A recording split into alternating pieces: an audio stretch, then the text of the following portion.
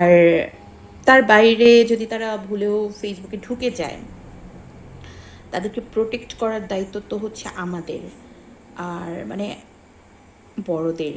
আর ছেলে মেয়েদের তো হাতে ফোন কেউ কিনে দেয় না, বাবা মার ফোনটাই মূলত তারা নিয়ে ইউজ করে।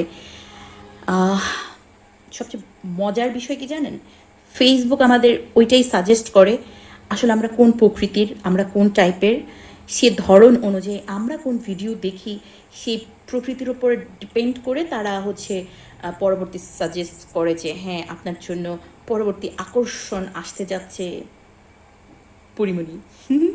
যদি আমরা পরিমণিকে দেখে থাকি আর কি।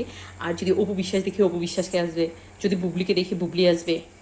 তো এইভাবে আমরা যদি গেমস দেখি, গেমসে মানে খেলার কোনো বিষয়